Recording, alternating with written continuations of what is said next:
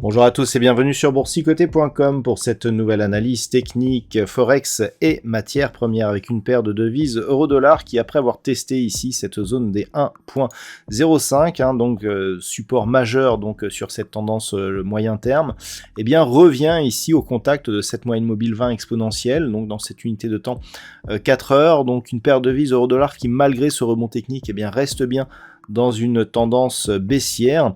Il faudrait casser ici cette moyenne mobile pour bien sortir de cette forte dynamique. Alors d'un point de vue global et d'un point de vue moyen terme, on le voit, on a connu une forte accélération cette semaine, et ce depuis la zone majeure ici des 1.0780. La zone des 1.0650 n'a quasiment opposé aucune résistance, et donc on est directement venu ici sur cette zone majeure des 1.05.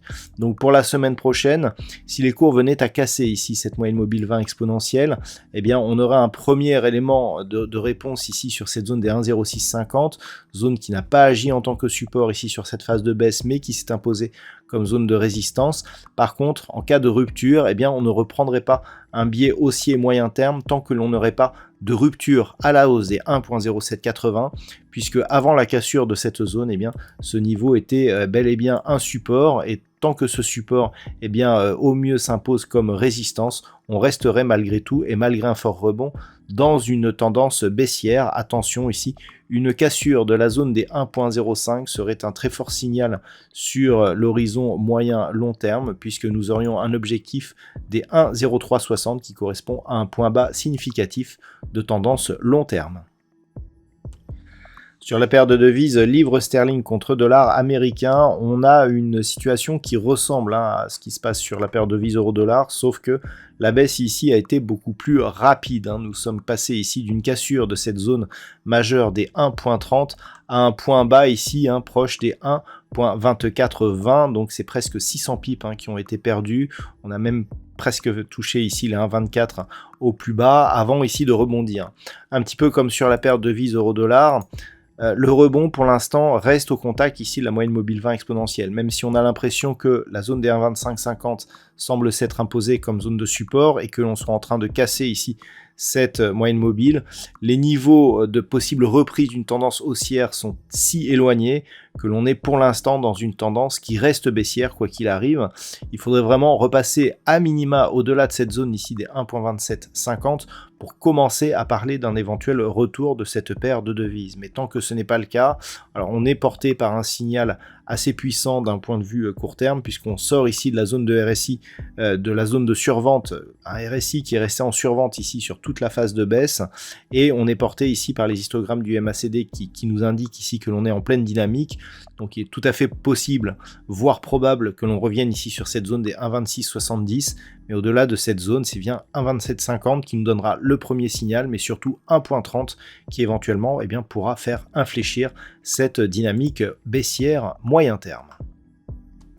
Sur l'or, là aussi, nous avons connu une dynamique baissière, et là aussi, on a quelque chose qui ressemble. Alors, il faut s'écarter un petit peu plus, voilà, pour bien constater que la rupture ici de la zone des 1910 $ l'once a bien validé ici comme objectif cette zone de support des 1880, et qu'en rebondissant, on est revenu se stabiliser ici sur cette zone de support majeur des 1910. Alors ces deux zones, elles étaient déjà clairement identifiées, ici donc pour toutes ces phases de test, et ici donc pour la zone des 1880 $ l'once. Donc en oscillant ici entre ces deux zones, alors, première chose, c'est que d'un point de vue court terme, on serait peut-être en train de sortir ici de cette dynamique baissière. Lorsque l'on regarde un petit peu ce qui s'est passé, on a eu contact ici sur la bolle inférieure, cassure nette ici de la moyenne mobile 20 exponentielle, contact bolle supérieure, et il semblerait que la moyenne mobile soit désormais support. Donc si on valide par une cassure pérenne de la zone des 1910 $ l'once, on peut tout à fait espérer remonter ici sur la zone des 1957-1960 $ l'once. D'un point de vue moyen terme, ça ne change pas grand chose. Après ici, cette forte hausse qui a amené les prix de l'or sur le niveau de résistance des 2070 $ l'once, eh bien on est redescendu pour au final se stabiliser.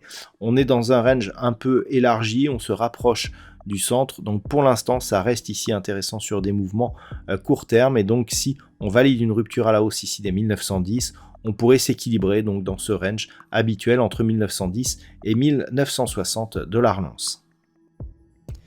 Au niveau du WTI, on reste dans une dynamique haussière sur l'horizon de temps court terme, des cours qui semblent avoir trouvé la moyenne mobile 20 exponentielle ici comme support. On vient de marquer quelques contacts ici sur la bande de Bollinger supérieure. Donc malgré la petite baisse ici de fin de semaine, il semblerait que l'on veuille s'affranchir ici de la zone des 104,50 $ le baril, même si on venait ici à retester la zone des 102,80, eh bien on resterait dans une dynamique haussière d'un point de vue très court terme. Il faudrait vraiment casser ici cette zone des 102,80, voire même valider ici par une rupture de cette zone de point bas des 99,40 $ le baril pour repasser dans une dynamique baissière très court terme.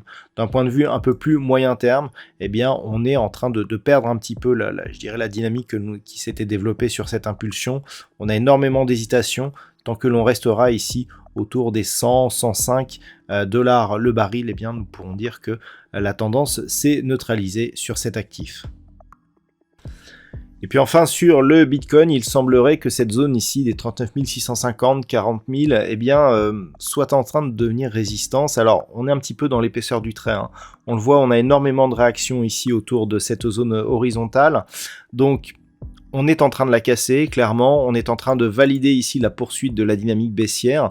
Donc là, d'un point de vue court terme, on voit bien ici cette impulsion, cette stabilisation, mais on voit des cours ici qui semblent vouloir persister à la baisse. Lorsque l'on se place ici en daily, on voit ici qu'on a une impulsion baissière. Au final, on n'a jamais rebondi beaucoup plus loin que le retracement à 38,2% de Fibonacci.